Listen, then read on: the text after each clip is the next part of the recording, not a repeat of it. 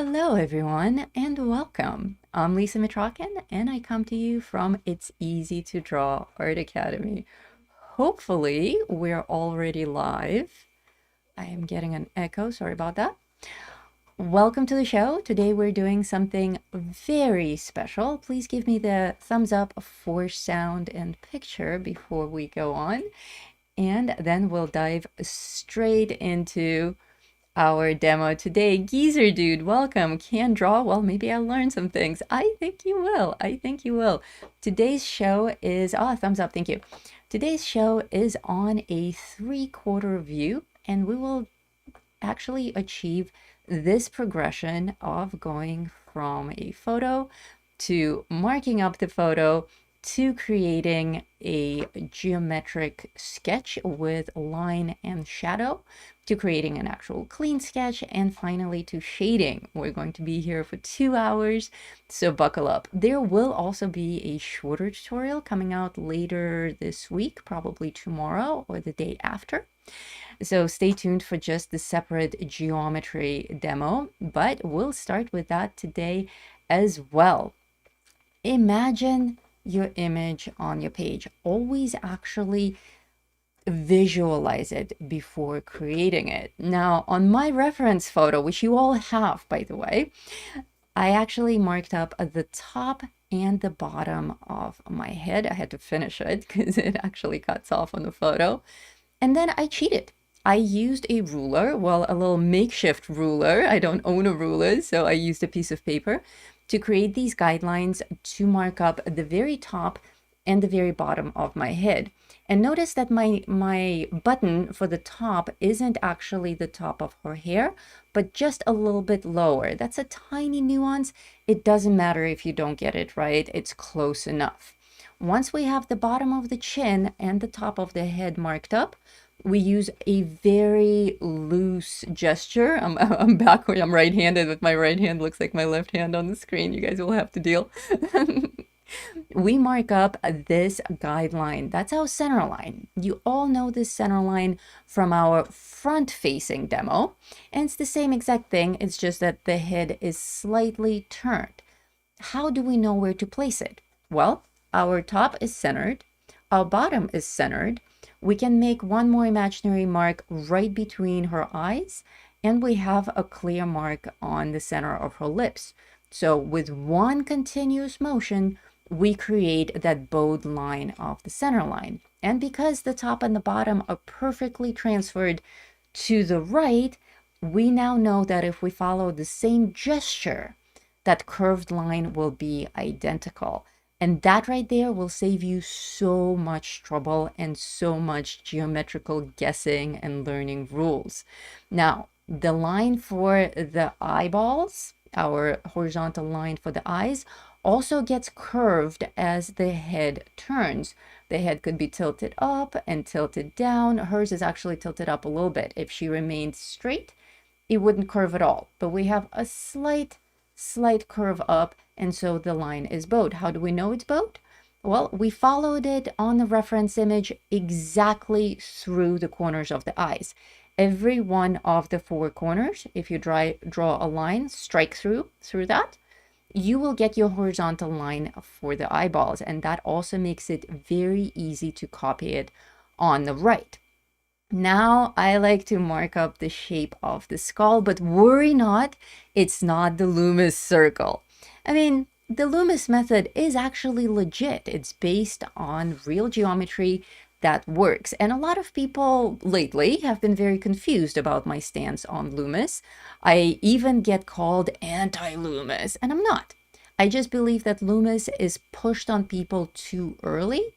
And I think it's the wrong method to teach beginners, but it's absolutely a legitimate method, and it's very true, and it's founded in real geometry that works. It's just that I don't think you can learn to go from nothing to drawing this with Loomis. So we're not going to draw a freehand circle. Most people are not comfortable drawing perfect circles. We are going to draw the skull. And I started drawing the skull from the bottom of the nose on my reference image. The secret to working with reference photography is actually having your reference image printed and doodling on it so that you know exactly where to transfer those lines when they need to be transferred onto your page. And actually drawing them on your reference image immediately locks in that memory. So all you have to do is repeat the same exact gesture on the right. I see you all just went very quiet. I hope it's because you're paying attention and taking notes and actually following along with me. But please don't be shy. I see a lot of people are already tuning in and watching. If that's you, hop into the chat and say hello. Notice how loosely I'm sketching, and I'm sketching with a purple pencil. Is that required? No, it's not. It's absolutely not. You can do this with a graphite pencil if you prefer, with a charcoal pencil, any other colored pencil. Me, I like working with a pencil that I know won't go too dark so that I can adjust my lines. My next step was to place the chin circle, and that's super easy because we already have the bottom of our face marked up. So all we have to do is draw that circle starting with the bottom of our chin. How do we know how big that circle needs to be? That's really easy as well. We actually sketch it on our reference image, and then we copy it exactly on our right image. By exactly, I don't mean flawlessly. I mean generally capturing the same size and shape. Does this seem familiar to any one of my students, my artisans, my Art Academy enrolled people? What does this remind you of? In my Steady Hand Masterclass, which in the Academy is free for everyone, so hop on in right now and get started on this technique. In Steady Hand Mastery, I teach just that. We start with very simple shapes. Dina knows all about that. Dina's been practicing that for the past several weeks, and her line work has improved dramatically in just a couple of weeks. And that's what we practice. I give you random simple shapes and I have you copy them on the right before we move on to more complex composition building, shading, and ultimately portraiture, all in that one free course. So if you're not in it yet, you are missing out, my friends. You should absolutely join and practice that, because learning any new technique and perfecting any new technique, it comes with a lot of practice. You've probably seen YouTube videos where the instructors encourage you to do a 50 portrait challenge or a 100 portrait challenge, because after 100 portraits, you will know, you will guaranteed get better, right? And those are really good. I encourage those. Set a number for yourself. 20 portraits in a month is an excellent challenge, and it's actually attainable. 100%, I think 100%, 100 portraits is maybe a bit overwhelming. I don't think I would start a 100 portrait challenge myself. That just sounds like a lot of commitment. But 20 portraits in a month, or even 15 in a month, is absolutely attainable. At this stage, we have a lot of control. So when you come to something like this, make sure to pause and assess. What I see on the right on my sketch already looks like a human face. If yours doesn't, if you feel like your head is too big like an alien, or your jaw is too narrow like an insect, or too wide like a super mutant, then make those adjustments. And that's precisely why we keep our lines so fuzzy and so faint. It's so that we can keep adjusting and adjusting and adjusting. One of the biggest mistakes that I see students make, and I have tens of thousands of students in my academy, so I do know a little bit about teaching people. I've been teaching for decades now, and I've had, I kid you not, tens of thousands of people go through my academy. And every time a new student comes in to the, hello Atlanta, every time a new student comes in, they often struggle with the same thing. Did my picture just freeze, you guys, or no? I feel like it froze. Let me see if we can kickstart it again. I just see my hand holding a white pencil and there's no movement. It did freeze, didn't it? Okay, let me play it back a little bit. How far back do we need to go? Okay, I think now there's movement again. It was a white pencil. That's where it froze, right? Okay, here we go again. Alrighty, now we're back on track. Now my hand is moving again. I'm glad I was able to catch that. It would be quite awkward to lecture for 2 hours with the same frozen picture. So the most common mistake that I see students who come in from the cold into the academy make is focusing too much on solid lines. All of this geometry, it's not here for us to actually draw flawless, identical, like coloring page quality lines. And that's a huge misconception. No one is expecting that. No one is expecting you to draw the perfect circle or draw those perfect guidelines. Instead, learn to work loosely. Your hand should flow like a brush. It should flow like water, and constant adjustments, because it's with that fluidity that we'll be able to adjust the likeness of this face later on. And by the way, you all have a reference guide that goes with this drawing. This is 3 pages that you're getting with this download. You're getting the schematic, the exact schematic that I'm making right now. And that comes with 12 steps. Again, for some reason, I always make 12-step programs for my portraits. And all the steps are numbered. So that's a nice reminder for you to go with this demo. Additionally, in this package, you will get my actual line sketch if you are not really interested in learning this geometry yet, but you want to go straight into learning how to shade with light and shadow and create a beautiful finished result like what you saw in the beginning of the show. That's available for you as well. And of course, the reference photo is also attached there. So make sure to grab that and print it out and try this again, this time with an actual printed guide for reference or your line work. So for the second half of the show, we'll be doing the shading and coloring of this portrait in grayscale. But for now, I checked my general shape of the head and it looks good. It looks like a human head. It looks like it matches my general geometry, my general proportions of the reference image on the left, wherever it is, right there, it's right there. So once I had that, I added the ear and the hair loosely just to tell me where it is. And now that I have a more recognizable face, I can start adding the eyeballs. What did you do with that gray paper? The gray paper is coming, don't worry about it. I wanted to do the geometry on white paper so that people can see it. Because generally when I draw freehand on gray paper, nobody can see my lines. And since this is a demo on geometry, it's very important that you guys see every single sketch mark. But when we actually do the finished piece, we'll do it on gray paper. And of course, the question is, how do we transfer this from white paper to gray paper? And the answer may be something that you don't like, and that is we have to draw it again. We can either draw it again from scratch. We can draw it again now following our muscle memory. We can trace it using a light board, or you can go ahead and print out my sketch directly onto gray paper, and that way you can use thicker paper and not even worry about it. That makes sense. Okay, is there a reason you're working on white today? I think you read my mind. There's probably a little bit of a delay, but I literally just answered that. I think you probably heard all of that.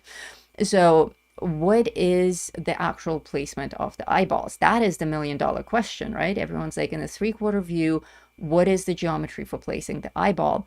And the truth is, everyone overthinks it. It's not that it's always 3/4 from the nose line or 2/3 from the ear. It can't be, because a 3/4 view, it's not cast in stone.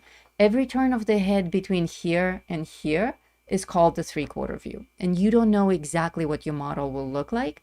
And our eyes are also set differently. Some eyes are set closer and some eyes are set further apart. So that will all play into where to place the eyeball. So instead, learn to trace on your reference image and then repeat on the right. That way you'll actually get that. And as soon as we place that clown nose, the tip of the nose, imagine that we all have little clown noses.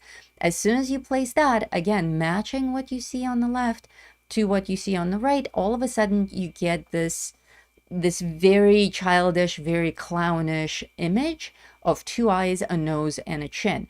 Once you have that, you can see the proportions. And at this point, you should be able to see if your main eye is too close to the nose or if it's too far apart from the nose.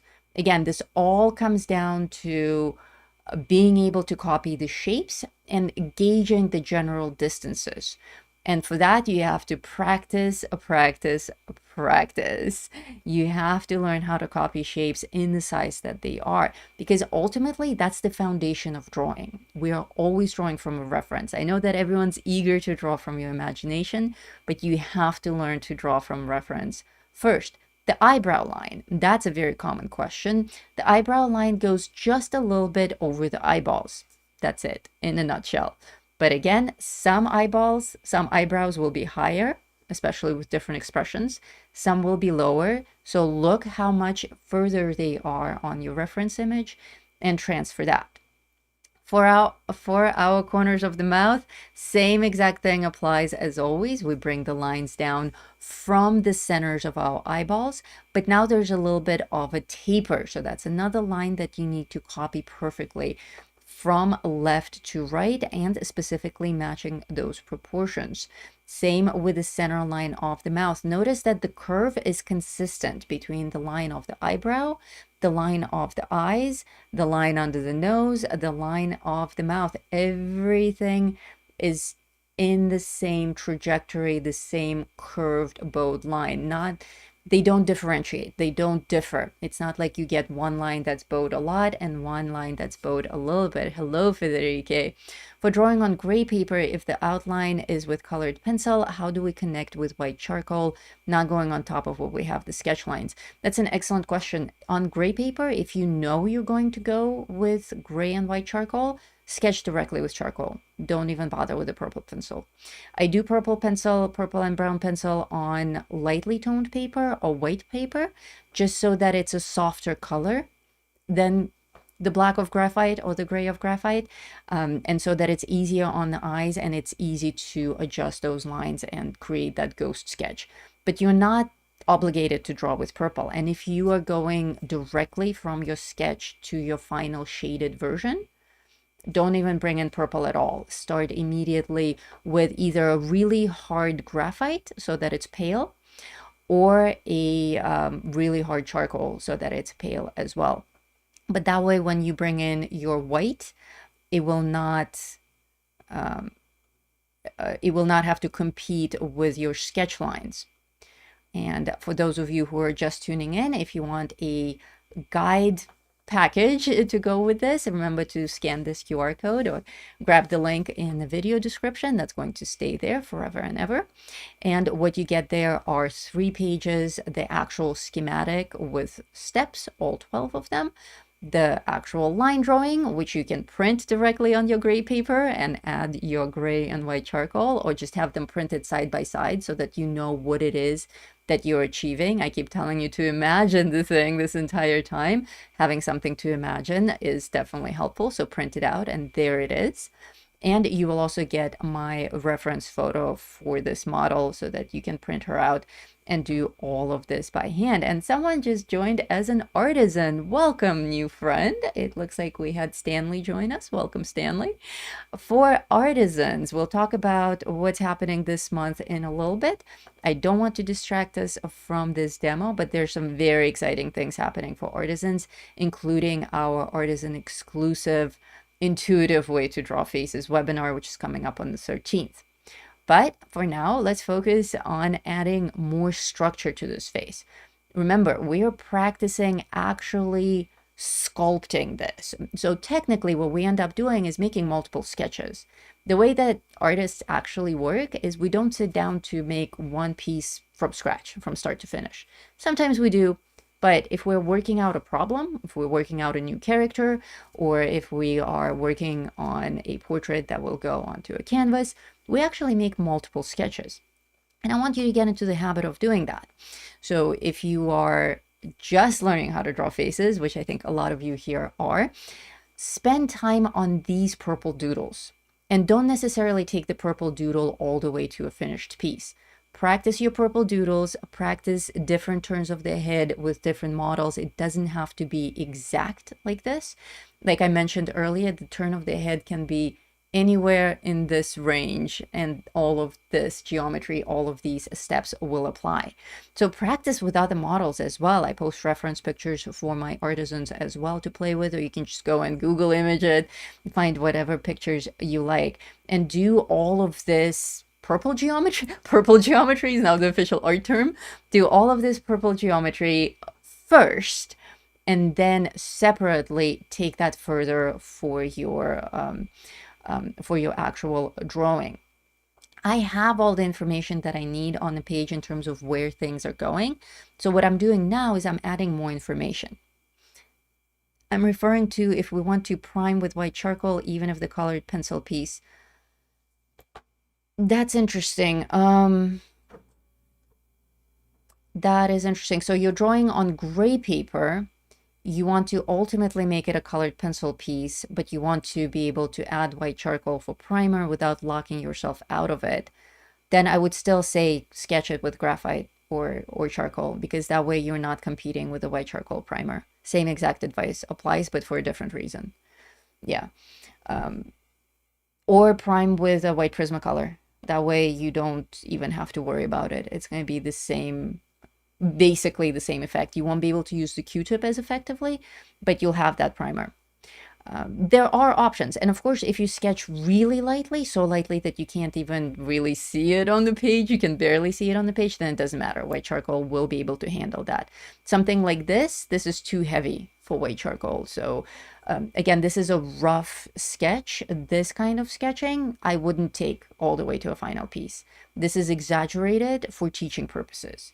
So when I sketch, you can't see it, which is why I don't ever share my actual sketching, and I dive straight into shading, or I provide you with a printable outline, because I sketch spider silk thin where I can barely see the outlines, and then nothing is competing with anything. If you're comfortable enough sketching that lightly, then it doesn't matter what tool you use. But if you're still in the stage where you're learning to build these shapes, and I encourage you to work more fluidly, work almost messier, for the lack of a better word. But that will teach you that freedom of movement, that confidence of movement, loosen your hand, learn where everything goes, learn how to adjust this face for likeness. And you have to go through many of these. That takes us back to that whole 20 pencil challenge, or 20 portrait challenge, or 50 portrait challenge, or 100 portrait challenge. Set an actual number for yourself and doodle these a lot from different models. It's not enough to do this once. It's not even enough to do it twice or 3 times or 4 times. This is professional stuff. Like, people learn portraits, people take years to learn portraits, and we live in this society of YouTube, of everything being super fast paced, and every tutorial promising to teach you how to draw a face in 10 minutes. It's bullshit. You can't learn to draw a face in 10 minutes. You can follow along with me and copy what you see on the screen, but as soon as you look at a different model, you'll be completely lost. So you're not actually learning on one project. You're soaking in some of the information, you're getting the concepts, but it doesn't just magically give you the skill. These skills take years to perfect. I can get you from not being able to draw anything to be able to sketch and shade faces in about 2 to 4 weeks in my program, in my easy way to draw faces. The link to that is in the description as well. And certainly if you become an artisan and hang out with me and learn from me directly on daily basis, like within a couple of months, you'll probably be more proficient. But honestly, to be professional, like to go from nothing to proficient, can be a couple of weeks to a couple of months. To go from proficient to professional, I would say at least a year. At least a year of actual continuous practice. It's not enough to watch a single tutorial or even a handful of tutorials, or even to go through the class. Do you recommend doing the same face over and over? Yes, until you get so bored that it's actually not fun anymore. I recommend doing the same face multiple times, maybe 2 or 3 times per face, and see what needs adjusting. And in a way, you're already doing this face twice, because we're doodling on the reference image, and we're doodling on our actual drawing page. So you are already creating this portrait twice. If you do this same exercise the second time, you would have done it 4 times, and so on and so on. So yeah, a project like this with this reference image and this type of geometry, do it 2 or 3 times, and you will notice that every single time you get a little bit better. You get a little bit more confident, and memory kicks in. You will place that eyeball and you'll remember. You'll be like, oh yeah, last time it was way too close to the nose and it just looked awkward. I'll move it over a little bit. A lot of what we do intuitively as artists just comes from practice. It comes from repetition and repetition and repetition. Every time I put my pencil to the paper, years of memory just floods my brain.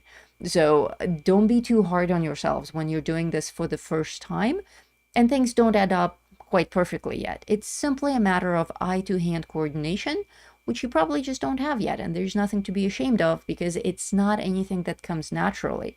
This whole artistic talent thing, it's a myth. Some people are predisposed to be more visual than others, but nobody's born with talent. Like, I was born having a passion for drawing, and I immediately discovered it when I was 3 years old. I just had to doodle things, but I didn't have a sense of proportion or value or line work or any of that. The only thing I had was the desire. And I got to where I am today through constant practice of different kinds of models. And it's the same thing at any age. If you come to my academy in your 30s, in your 40s, in your 80s, I have students in their 80s. I even have one student in his 90s who has never picked up a pencil before, never drew a face, now is actually sketching faces left and right. Are they perfect? No. Are they fun and recognizable and attractive? Yes. That person is having a great time. But they came, regardless of age, all students are on the same level. We're all children when we're just starting to learn something. So like you're not expected to have a natural gift for knowing where everything goes, because that gift doesn't exist. Only the desire to draw exists naturally. Some people don't have that, and those people I can't teach. I always say that there are 2 requirements for learning how to draw: the desire to draw and a good guide. I'm your guide. I've been told I'm good. You have to bring the desire to draw. If you don't have that, there's nothing I can do to make you draw. So I think all of you here have the desire to draw, otherwise you wouldn't be watching this show.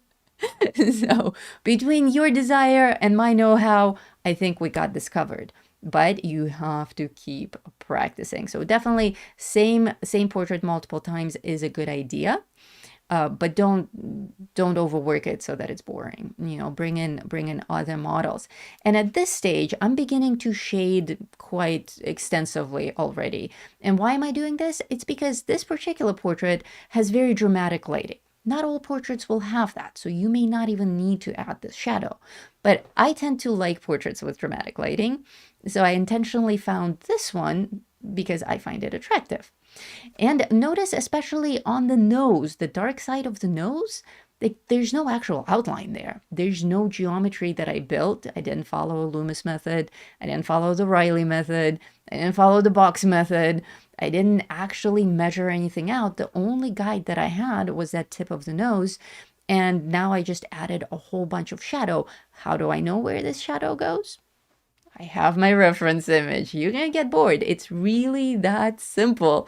You have to trust your reference image, and you have to learn to transfer those pools of shadow from your reference to your actual drawing page. And in this case, this shadow is extremely important because we'll be doing this in black and white charcoal. And of course, a shadow work is what's going to actually shape this face.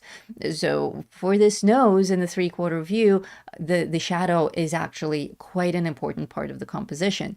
So gauge how big it is, how wide it is, how closely it goes to over here, this part right here, how closely it gets to the eye. The Dark Side of the Nose, a good album, right? That was the original name, but then Pink Floyd changed their mind and went with The Dark Side of the Moon. For a portrait commission where likeness is required, wouldn't it be best to trace it? Absolutely. Absolutely. This isn't for likeness. This is for training. This particular lesson is designed for people who are just now learning how to draw faces, and they want to learn to construct faces from scratch. And that is a good skill to have for anyone who's learning to draw, no matter what it is that you're learning to draw. But if you are already good at drawing and you already have clients who are ordering commissions of portraits, and you have to come up with a portrait that's realistic or hyper realistic, I would absolutely trace it.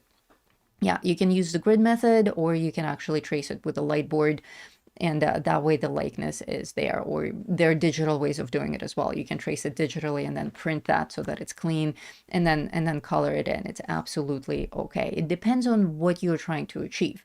If you're trying to achieve flawless likeness and you're getting paid for that, then you get that flawless likeness any way that you can, as long as it's done by your hand.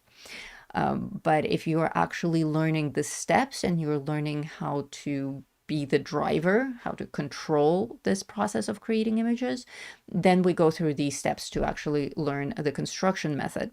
I had the desire to draw when I was a child, but I lost it somehow along the way to adulthood. I haven't been able to figure out how to get it back. Well, you're here, aren't you? You're getting it back right now, just watching this show. As long as you are interested in learning how to draw, it sounds like you already have that desire back. And the best thing that I can tell you is just pick up a pencil and start drawing. Don't even think about what it looks like. Don't even think about what anyone thinks. Don't even share it with anyone. Just doodle and set it aside. Keep a journal. Grab a journal, doodle something every day. Actually put it in your schedule. Set 20 minutes every day. Set a reminder on your watch, on your phone, on your fridge with a sticky note. And during that time, every day, open that journal and just draw an object that you see on your desk. You see a glass? Draw a glass. You see a phone? Draw a phone. See a pen? Draw a pen. Every single day. There are many ways of keeping yourself accountable and being part of your own journey to get that desire back, to get back into the swing of things. And that's the easiest thing to do. Now, the best thing for accountability is to actually belong to a community. I happen to have a community. Up here, you see a link to my academy. You click that link, you can choose to become an artisan. That is a monthly subscription where you enter my VIP club of students who are actually serious about learning. This is a really well produced community. It's not social media. It's my personal art studio where my students are all just shuffling around working on their own things. And we do our own shows. We do our own meetings. I review your work. I keep you accountable. I give you daily inspirations. And I promise to talk about what we're doing with artisans this month. And one of the cool things that we're doing, the month of August is dedicated entirely to portraits in the academy. So our first live event will happen on August 13th. That's in the link in the description as well. And that will be the intuitive way to draw portraits. No structure like this, not a lot of geometry to memorize or commit to any kind of formula or to try to copy. Actually, an intuitive way to go from nothing to placing some basic shadows on the page to then sculpting those shadows into recognizable faces. That's going to be so much fun. So if you're interested in something like that, come in for a month, see if you like it. If that doesn't, pique your desire to draw, if that doesn't spike anything in you, and if you're like, wow, that was a total waste of time, then, maybe drawing isn't for you. Maybe it was fun, you gave it a shot, move on to something else. But if you join and you genuinely see progress within that month and you have a good time and you realize that you actually have skills you've forgotten about, then, take it from there. Can't force a desire. You either have it or you don't have it. But the fact that you're here watching a drawing show tells me that you have the desire. You already know me well, so I'll be taking celebrity commissions on Etsy. Frida's private lessons will be Fridays, a private lesson will be a blast. Cool. I can render professionally, but I'm working with Lisa on drawing construction as well. I can't wait for the private. Yes, Dina is very excited. Dina is a private student of mine. I do also take on private students. And right now, this month, I think I can take on 3 more students without burning out. So if you're interested in actual private lessons with me, that's when you go to the academy. It's going to be one of the options there. You have to open a ticket and schedule an interview with me so we can decide which private program is best for you. But it may not be available every month. If I'm fully booked, I just turn that option off entirely. Right now I have it on, but I can't tell you how many people I can still take. I think it's three. I think it's three. But it's still open. As long as it's open, you can set an interview with me, and we'll talk privately. But it's definitely a great way to boost your skills quickly. I have moved on to a darker pencil as per my traditional technique of ghost shading. Again, ghost shading and sketching is something that I teach for free in my course, A Steady Hand Mastery in the Academy. And it's extremely useful for all types of drawing, but in that course we do take it to portraiture. And the basic principle is we start I stopped being able to speak. We sketch with our very pale underpainting color, which can be purple or anything at all. I have students who sketch with green. I have students who sketch with red and blue and yellow. Whatever makes you happy, whatever makes you comfortable. I just find purple, lavender, and brown and red very pleasing for sketching for me. And I like two different colors, so a lavender and a burgundy, because this way I can differentiate between the two levels. In my mind, it's just, they get separated like that. It's just easier for me to structure my brain that way, my comprehension that way. But you can use absolutely any color, and like I said, you can do all of this with just a simple graphite pencil. It doesn't even have to be in color, but I find color to be very helpful. So what am I doing with this second layer with the burgundy? I'm adding more detail, and I'm actually committing things to the page.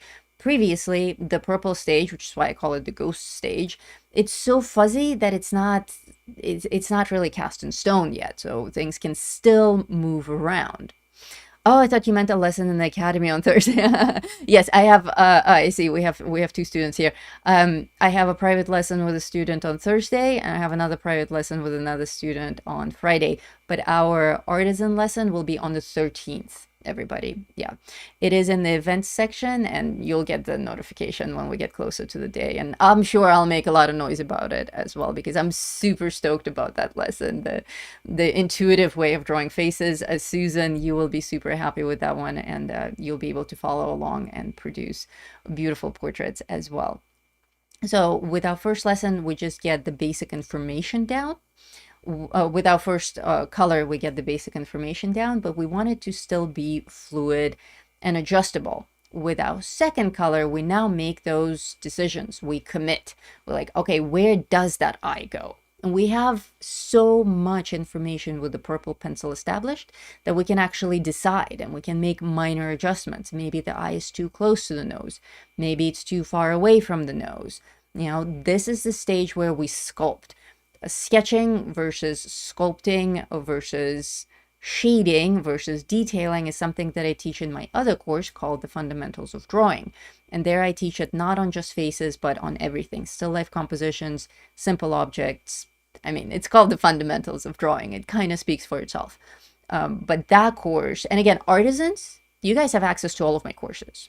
That's your bonus. That's your ultimate bonus. You get the private lessons with me and the daily structure and everything. And while you're going through your projects, you can access any course for any chapter at all. So if you're working on a freehand drawing and you want to learn how to, sketch better, pop into Fundamentals of Drawing to the sketching stage. If you want to learn how to shade better, pop into, or if you're doing it with color pencils, pop into Pencils Pro, and so on. That's how my artisans are using the library.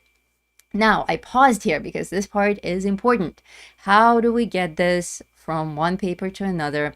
How do we clean it up? Let me actually rewind for a second. So we've come up with this. This is very bold, very rough. We have our shadows mostly established. I didn't go shading the entire side of her face because there's no point.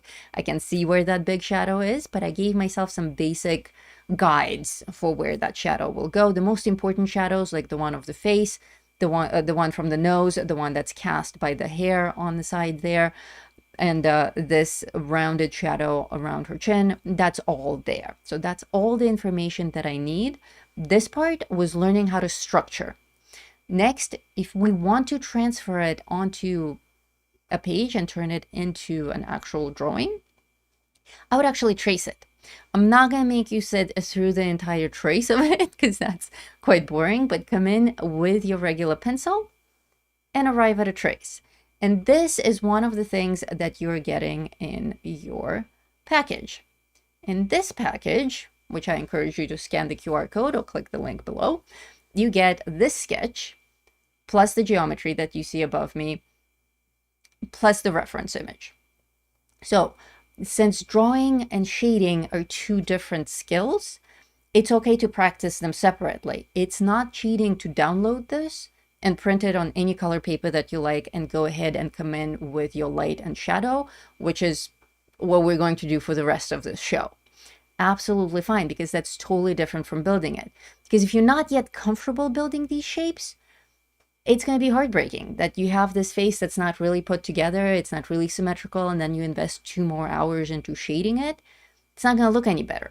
Without that perfect geometry there, without that structure that's believable, without that likeness, there's no point in continuing to shade it. No amount of shading will make it look good, no matter how good the shading is.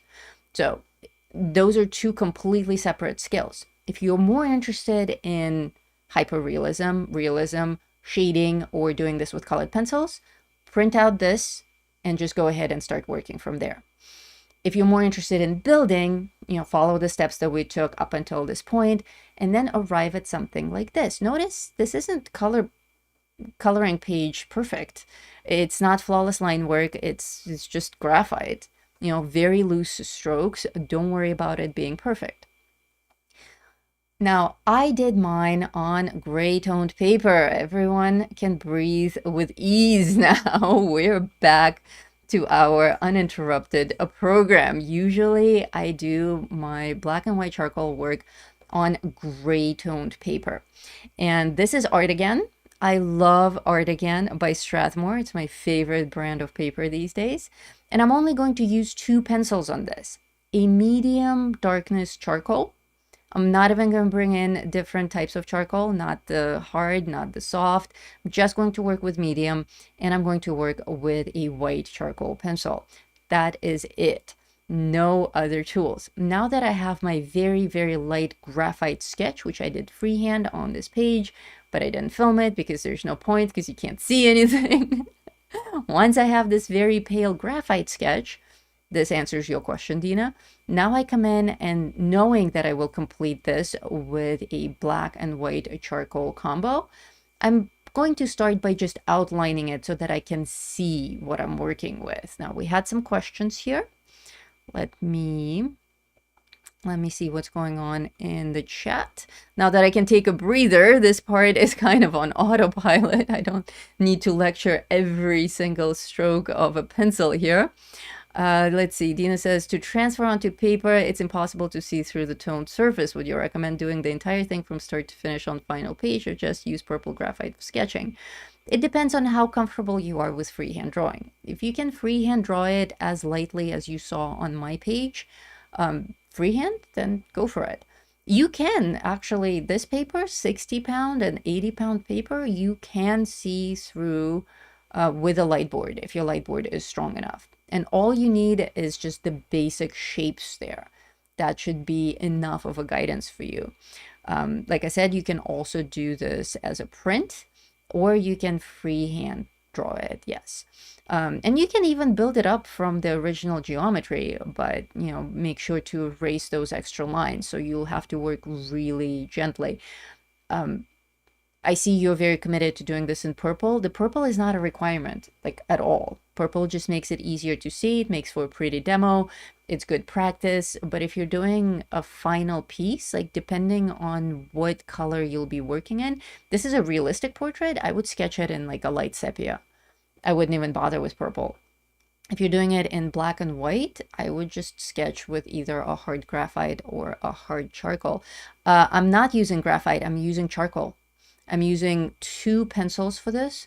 The original sketch I did in graphite, and I did it in like an H8 maybe, a really, really hard graphite so that you can barely see it on the page for my outlines. But right now and for the rest of the show, I will be using only 2 pencils, a medium charcoal and a white charcoal. And I know a lot of people freak out every time I say white charcoal because technically there is no such thing as white charcoal, but that's what the tool is called. I think we can all agree on that. It's not an accurate name. No, it's chalk and binder. And a lot of people just refer to it as chalk, but it's misleading because we also have chalks and we also have chalk pastels. White charcoal is usually the pencil that will come in your tiny set, your beginner kit of charcoal work, where you'll get white and black charcoal in the same package. But no, it's not actually charcoal. It's chalk and binder, but the tool that you want to find, the tool that you want to purchase, is actually called white charcoal, and it behaves very much like charcoal, which is why we call it that. And it's very friendly with our traditional black charcoal. So let's see what, oh yes, thank you, Nightbot. I haven't seen any super chats from anyone today. It's almost like you guys don't even like me. Maybe it's because I didn't set my goal. Let's see, let's set a goal for, oh, looks like I can't even set a goal here anymore. What happened, YouTube? Am I not allowed to set goals anymore? Set a goal for 20 super chats for the next 2 hours. And we'll get that started. We are running an ad-free show today because last week we reached our goal with the super chats. I didn't announce a goal with the super chats this time. I just went straight into the demo because it was important. But I certainly would welcome any help from you guys for supporting this channel, for financing this channel, because it is a lot of work running this show, and all of my artisans know exactly how much time I spend on making content. In fact, no matter how much I say it on the show, nobody really believed me until the artisan program started. Like, once you see me post every few minutes, respond to you within minutes, respond with actual artwork within hours. I get the most common message I get is, "Oh my God, do you ever sleep?" Oh, thank you, Geezer Dude, for our first super chat. Thank you. And I don't. I really don't. I mean, I do sleep, but I get up in the morning, I go to my desk, I get up at 5 in the morning, I go to my desk, I drink my coffee, and I work until evening. I go to bed again around 9. So I'm here working every day, all day. So any help is certainly very appreciated because all of these materials cost money. All of this production costs money. So I would love to give you more ad-free shows because everyone seems to enjoy those much more than being interrupted by ads all the time. But if we're going to continue doing ad-free shows, I can certainly can certainly use a coin being tossed in my direction, as a Geezer Dude just did. Thank you kindly. So this is white charcoal right here, and you can see it's actually written on it, charcoal white. Sometimes it will be charcoal white, sometimes it will be white charcoal. There are different brands of this. General's brand is very common, but now these charcoal pencils, white charcoal pencils, they're very, very common. They're a dime a dozen. You can find them on Amazon. Whatever price is best for you, pick that. I often get a question of which brand of this stuff is the best, and it's honestly all the same. I haven't felt any difference. If you wrap them all in electrical tape and let me test the different ones, I won't be able to tell you which one's which. But if you do the same thing with colored pencils, I will tell you which one is Prismacolor and which one is Black Widow and which one is Polychromos. Holy cow, Madam Lori, thank you so much for our biggest super chat today. Thank you for the $25 super chat. That is very generous. Now I can buy myself a coffee and a donut. I'm living it up. Here in Vegas, things are expensive. So we did that. I learned Pixelmator Pro is a regular iPad or stylus enough, or do I need a dedicated table for a drawing? Pixelmator Pro, interesting. I have Pixelmator Pro on my big giant setup. I think you can use it on an iPad as well. You can absolutely do this with a regular stylus. I believe you can do it on an iPad. I will check that for you. Don't take my word for it. But it's excellent. Pixelmator Pro is a great program, and you being a private student of mine, if you do get it, I'll do a full walkthrough of it with you so that you get up to speed immediately and learn how to use it, because it's my favorite digital program to work with. And the reason it's my favorite is because I can use my natural drawing style with my hand, actually holding a stylus, drawing the way that I naturally draw. And even the digital tools, I set to match my actual tools. So if I want to work with graphite, I choose graphite from the list of digital graphites, and it behaves very close to reality, very, very close. So it depends. I don't see why it wouldn't work on an iPad if it works, if it works on a Wacom. So probably it does. I pay for YouTube Premium. I can deal with ads. I watch a ton of long-term podcasts and history documentaries when drawing, so I can't deal with ads at all. Yeah, certainly. Being on YouTube Premium is the way to go. I am also YouTube Premium, so I don't watch ads. And that's a great way to be. But that has nothing to do with supporting this channel, does it? That's a totally separate beast. Sometimes it's okay to give someone a gift just because it's a gift, not because you're getting anything out of it. I do that with you guys. I do that with you guys a lot. In fact, I have a gift for you today. So, of course, no one is pressured into giving me super chats. It is a luxury, and I do appreciate it. But I also appreciate all of you just showing up to the show and learning. That is the ultimate goal here. My pleasure. I personally know how much you put into us and our academy, says Madam Lori from her own super chat. Yes, thank you kindly. And speaking of gifts, above my head is my gift to you for this show, and that is your 12-step guide. All of these things I make by hands, you guys, and I kind of don't have to. You know, I could teach this tutorial without creating a guide, but I always look for a better way of presenting information to you. I always look for a shorter range between I'm here and I want to be here. I want to get you there faster so that you start having fun. Because the first steps, they can be challenging and they can be frustrating, you know, when you don't know how to do something yet. You feel like a child. You feel like it's a setback. Like, we're all adults. It's very difficult for us to start new hobbies, to start new professions, because we're already adults. We're accomplished. We're so good at so many things. And when we go back to zero on a certain skill tree, you know, it really hurts the ego. So I want to get you past that awkward stage. I want to get you past the insecurity stage and into having fun, because art is all about fun. Ultimately, why do we do it? It feels good, you guys. That's why I do it. There's no other reason. Like, I don't even do commissions anymore. I just draw for you, and occasionally I get to draw for fun. But ultimately, no one can answer me why they want to learn how to draw other than it just feels good. And I think that's true. And I think we don't need a better reason to draw than it just feels good. It's fun. So for me, my goal is to get you to the same level of joy and happiness as what I experience when I draw, and to have that level of freedom to create whatever's in your head, because ultimately we take it that far.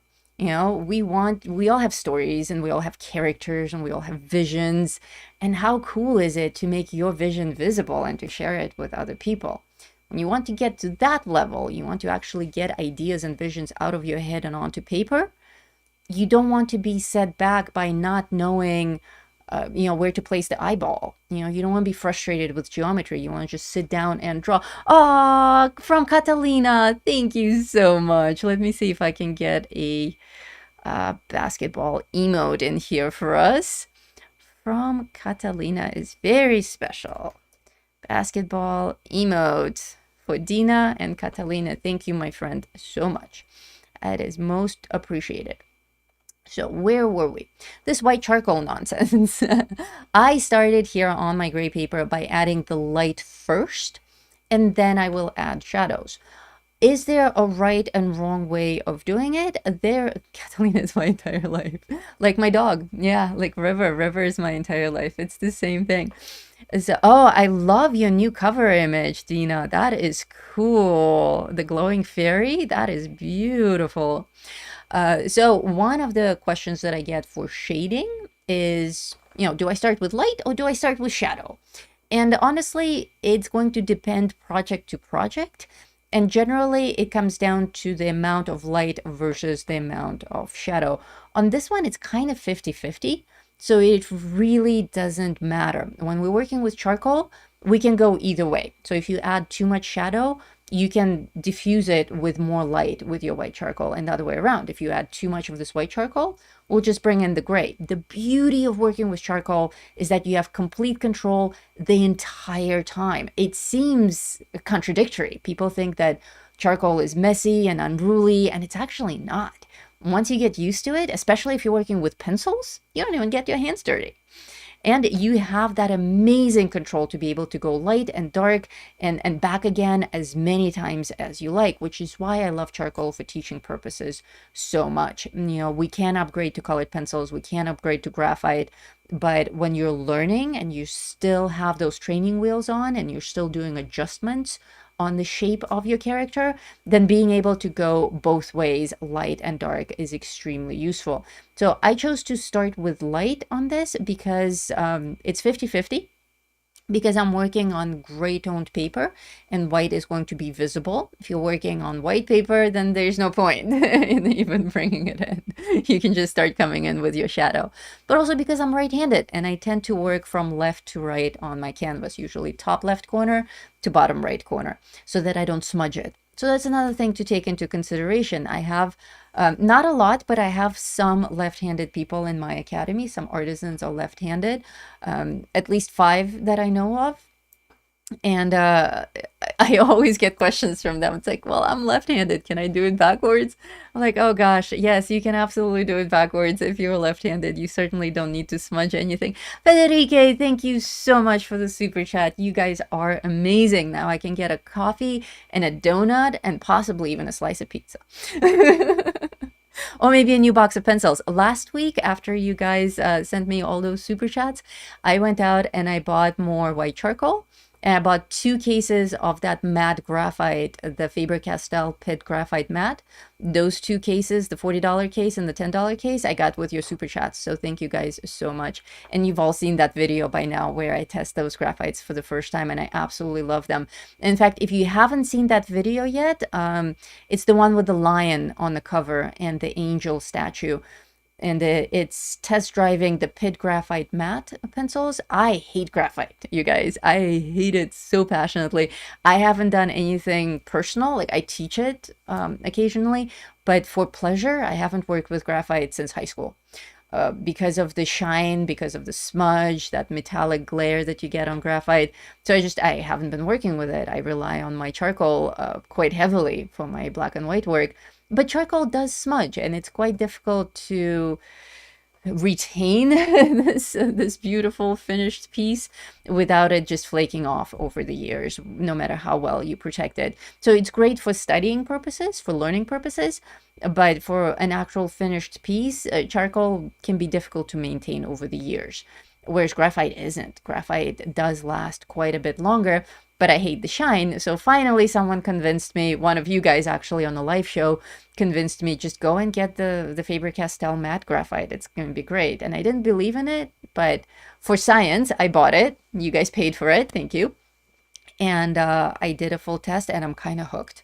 So actually that graphite with a white Prismacolor, not a white charcoal, but a white Prismacolor, will achieve the same effect as what we're seeing on the screen right now. And it doesn't actually even have to be the matte graphite that I like. It can be any graphite. You can replace this process of white and gray shading with a white Prismacolor and graphite. But if you're going with graphite, I would recommend, well, first of all, I recommend you watch that video because I talk a lot about the value scale there. Again, it's the one with the lion. And I don't even remember what that video is called. Let me see. What is this video called? It is called, 1 second, please. If this pencil delivers, your life will change. Very dramatic. And it has the lion on the cover and it says, I waited 25 years for this. So that's the video that you guys want to check out. But if you don't care If you don't care if it reflects and glitters and you like that metallic sheen of the graphite, then any other graphite will help.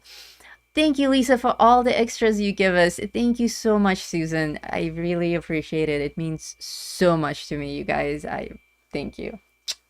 And Susan is one of my most dedicated artisans in the academy, so it just makes me so happy to see all of you here. So many of you here are artisans. Dina, Madame Lori, Frederique, Catalina, of course. Let's see who else is here who is an artisan. I don't mean to put you guys on the spot. I think Jesse was here earlier. And maybe there are other people here just who have different handles on YouTube than the names that I know you by in the academy. But it's really great to have all of you here. I had a beautiful charcoal drawing of myself as a little kid done by a street artist. Oh, those are so good! On the Atlantic City boardwalk. I have to look for it. It was a handsome little fella. I would love to see it, geezer. Send it to me on Discord when you find it. Me. Oh, okay, hello. Grim Magazine, you're an artisan. Hello. See what I mean? There's so many different names. It's really hard to keep track of it. In the academy, it's also easier to keep track of who's who because I recognize not just your names, but your pictures.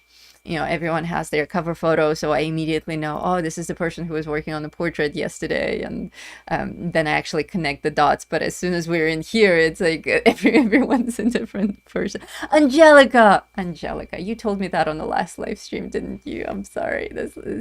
I'm having a deja vu moment here. One day I'll remember my hundreds and thousands of students by their multiple names, but not today.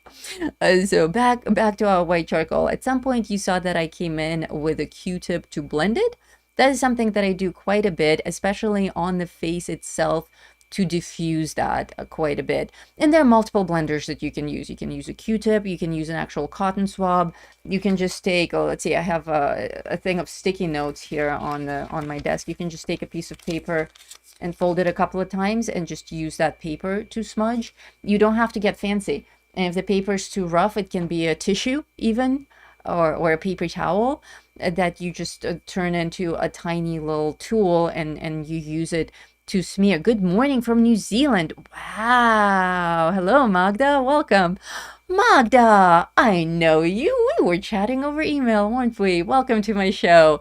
I didn't realize you were in New Zealand. What is our time difference here? I'm in Vegas. What time is it in New Zealand? I don't even know. Wow, it's quite a time difference for us. Alrighty, so that's pencil blenders, and I'll bring in more blenders at the end when we actually start shading. We'll start really diffusing our shadows from black to white. But for now, I just immediately switched into my black charcoal pencil. And again, for learning purposes, I cannot recommend this stuff enough, and specifically in pencil form for something like this, because we do want a lot of detail on this, as much detail as possible. Yes, we had some chats. It's great to see you here. I'm glad I recognized your name. I was just doing a whole monologue on how I don't recognize people's names on the show. Well, welcome, my friend. It's good to see you here. And of course, with our gray paper, we don't have to worry about value at all. Normally, and as you will see in that graphite lesson with the lion on the cover, I do a lot of value work and explain, what all the numbers on the pencils mean and how you need to bring in an HB and a 4B and a 2H and all of these different markings, when to bring them in for the perfect portrait. We don't have to worry about any of this here. Just any basic charcoal pencil. It doesn't even matter if it's soft, medium, or hard for this purposes, for the purposes of this project. Not at all. Just whatever charcoal pencil you have and whatever white pencil you have. Even Prismacolor white will work here. It doesn't even have to be the fancy white charcoal. There is so much leeway here. But I'm doing this entire shading process with just those two pencils, black and white. And the gray of my paper is doing most of the heavy lifting for those midtones. That's not to say that we will leave a lot of this paper uncolored and blank. We will still shade as much of this as possible for that dramatic look, because notice on our reference image on the left how sharp those gradient transitions are. We are basically going straight from white to nearly black on some of the edges there, especially that edge on the nose. Very sharp gradient transition. This shadow on the chin, very sharp gradient transition. That line from the shadow cast by her hair, super sharp. So we don't even need to worry about any kind of diffusion here. New Zealand is in the future. It's Wednesday here. Wow. We got to time travel today. That's exciting. Well, thank you so much for taking the time to join us today. That is indeed special. Dina, I am 10 minutes from LBI. I love it there. I'm just over on the mainland from LBI, Manahawkin. Okay, cool. Very cool. It's good to know where everyone's from. Makes it loads of fun. Now, I always like to add the shading behind my portraits as well. That gives it that tiny little professional touch, makes the portrait kind of come out of the darkness. Do we care about the level of detail here? No, not at all. You can even do this with a charcoal stick. You can do it with a charcoal blender. I have a separate video, the one with the old man with the beard on the cover. That video is a good lesson for how to use blenders for a very painterly look with charcoal. So check that out as well if you haven't seen it yet. But if, like me, you're working with pencils, this kind of rough shading is all you need. And I like to vary the directions too. There's no scientific reason for that. I just find it attractive. Remember, the drawing is meant to be fun. This is meant to be therapeutic and relaxing. No one gets hurt if things don't look the way that you imagined them to look. And in fact, nobody even knows that there's a mismatch between what you wanted to put on the page and what you actually put on the page. So I see a lot of people stressing over art and stressing over coloring and being like, oh, it's not good enough. It doesn't look like my vision. Nobody knows what your vision was. All they know is what's on the page. And ironically, everyone who sees everyone else's art is always in awe of it, no matter what the level of difficulty is. It's like, oh, that's so beautiful. Everyone is so encouraging of everyone else's pieces, but we're so hard on ourselves. And I'm no exception. I'm like that too. I may seem cool, calm, and collected about my art and confident, but when the cameras aren't rolling, sometimes there are tears. Sometimes there are days with breakdowns. Sometimes I rip up my pages and throw them in the trash, as my artisans know. And sometimes every artist in the world is better than me. And it's just an imposter syndrome. We all suffer through it. Difference is you don't have to suffer through it quietly. You know, hang out with us, join these live streams, become an artisan and all that. Brushes.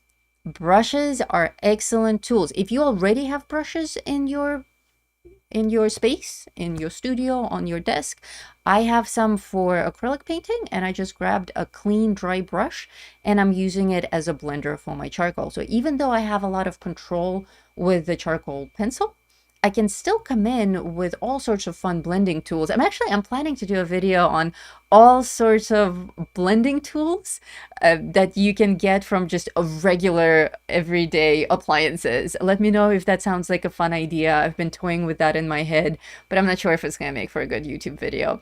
But I think it will, because there's so many cool things that we can just find around the house. Brushes, Q-tips, paper towels, and then actual blender substances like Vaseline. Did you know that you can use Vaseline as a blender, alcohol as a blender? Rubbing alcohol, not your whiskey. But there's just so many household appliances that we can use as blenders for drawing that I've been toying with the idea of making that as just a short, fun video that doesn't teach drawing technique, but rather teaches a blending technique. Blending, in my opinion, is very underrated. You know, everyone is so fixated on drawing and getting those lines straight, but you don't need to have clean lines at all. All you need is enough information on the page to start adding light and shadow. And look how roughly I'm adding it. I'm not sketching the same way as you see me fill in my colored pencil portraits. I'm just adding very, very rough, loose brush strokes, for the lack of a better word, with my pencil. And all I'm doing is filling in those areas of shadow that I see on my reference image. And that is more than enough. Don't worry about over perfecting this. This isn't a hyper realistic portrait. And actually, I think, oh my God, a dog just got stuck under me. My whole table shook.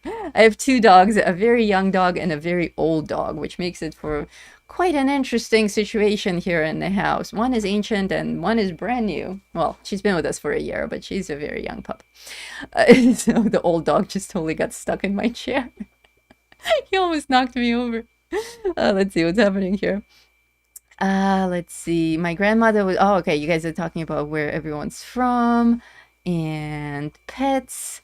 Okay. No questions for technique for me. If you do have questions, don't be shy. Ask me in the live chat. I am happy to answer all of these questions. Can you upload the full one of the old man over the academy? I really want to follow that one. Yes. In fact, I thought I already had that uploaded for you guys. If I don't, I will check that after the show. And if it's not up there, I will add it. Thank you for letting me know. Absolutely. Anything that you see me do, and if it's not already shared with the artisans as a full recording, just ping me and ask for it. And if I have the full recording, I will upload it. I tend to record everything. And the only reason that I may not have a full recording for something is because I accidentally deleted it. But I've been very good at organizing my files lately, thanks to tech support and David Wong, who have both been working very actively to get me organized with my files. So things are looking up. I am finally able to locate my my downloads, my recordings on moment's notice. So if I don't have it already up there, I will upload it for sure. You have it as a members video. Ah, okay. I have it as a members video, but not as an artist. I will add it to artisans. I'm sorry that I missed that one. Yeah, good catch. Good catch. It's a very similar technique. We do a little bit more detailed work on this portrait than on the old man. Although on the old man, I believe we did a lot of detailed work on his actual wrinkles and the details of his eyes. I brought in pencils for that. But for his flowing beard and hair and the background, I actually painted it directly with blenders. And that's a very good intuitive way of drawing. And this entire demo today is done in real time. The demo in the beginning with my freehand geometry drawing, plus this shading is all done in real time, not sped up, nothing, no skipped parts. If there's ever a skipped part in my recording, you'll see those with a cross dissolved. And it's like clearly some time passed. That happens when I forget to press record on my camera, and that I can't bring back. That happens quite often because I just have my camera rolling, and if like I need to take a bathroom break, or I need to go get a glass of water, or there's an Amazon delivery at the door or something, or a dog wants to go outside, then I hit pause, I go do whatever I need to do, I come back, and I forget to hit record again until about 5 minutes in or 10 minutes in, and I'm like, oh crap. And that's how sometimes we have breaks in the recording. I'm working on that as well. I'm not traditionally religious, but he's exactly how to imagine how God would look. My mom is a medium. That is cool. We have another medium in our community who actually did a reading for me the other day, and she was spot on every fact. It was amazing. Yeah, someone actually wrote that as a comment on that video. They said this video should be called How to Draw God. He is very majestic. I designed him as a wizard, but because he's not wearing a hat, most people don't recognize him as a wizard, but rather as God. He looks like Michelangelo's God, like the Sistine Chapel God. And I'm very heavily influenced by the Renaissance artists, so it's no surprise that sometimes Michelangelo's and Leonardo's characters come through in my art just subconsciously. But that old man, he's entirely from my imagination. He didn't have a reference photo. You can get to the point where you draw from your imagination, but you have to learn to copy reference images first. You have to go through a lot of them. We talked about the 20 portrait challenge, the 50 portrait challenge. That's an excellent practice. And do them as quick draws. In the course, The Easy Way to Draw Faces, we start with universal geometry just so that you understand where things go, but we actually progress quite quickly to freehand doodles, not even freehand drawing, freehand doodles, just doodling loosely on the page, not even caring about where anything goes, is an extremely useful and relaxing exercise. And that's the chapter that everyone loves the most, is the tiny doodles and freehand drawing with shading. Oh, and actually, all of you who are enrolled in my course, The Easy Way to Draw Faces, I recently added an entire new chapter there. My artisans, remember the other day I drew a portrait and I ripped it up and threw it in the trash? And then I took it out and I glued it all back together again? Well, I recorded the whole process before I destroyed it. So I turned that entire 2-hour project into a new chapter, which I added to The Easy Way to Draw Faces. And that's also a 3/4 view like this one. But the geometry is applied slightly differently. And there you can actually see me. Dina, you will find this useful. You will find this very useful. I think it's called Drawing in Sepia. But it's exactly what you were asking about in the beginning of the show. I do it on toned paper. And I do it in sepia, not full realistic color, but in sepia. And I actually do the geometry and all of the marking freehand on the page, and then add the shading. I don't do multiple iterations of it like I did on this one. I go straight from geometry to sketch to full-on shading, and she turns into a beautiful portrait. And then I have a freak out and rip it up and throw it away. But fortunately, the recording was there and I turned it into lessons for you. So that will be extremely useful, especially paired with this lesson. And as we talked about in the beginning of the show, I see the number of attendants keeps going up and down. So I'm assuming new people are tuning in. If you missed the beginning of the show where we did geometry, I also talked about how this month, the month of August, in the Academy is dedicated entirely to portraits. And our first live webinar will take place on August 13th. And that lesson will be on the intuitive way to draw portraits. No geometry, no circles. There may be some circles, but you don't have to actually flawlessly draw them. You just have to mark up that skull cap, because faces, heads around. There's no way of getting around it. Oh my god, here come the stupid dead jokes. But like, the skull is roundish, but roundish is the key word here. As I did on this sketch in the beginning of the show, I didn't mark up a perfect circle. I didn't use a compass. I didn't use my super ninja skills to draw a freehand circle like Joro. You know, I just kind of marked up the general shape of the skull as I see it on my reference image. That's it. You don't need to stress over it. You don't need to perfect those perfect circles. Though, Madam Lori, I know you've been working on that secretly all of these months recently, and you're getting very, very good. Now, on the dark side of the portrait, notice that I'm not even bothering with the outline of the head. Why is that? That's because on the photo, I can't even see it. So that's what I transfer onto my sketch. You don't need to overthink it. You don't need to invent anything. If you see darkness going all the way to the corner of the page, paint darkness.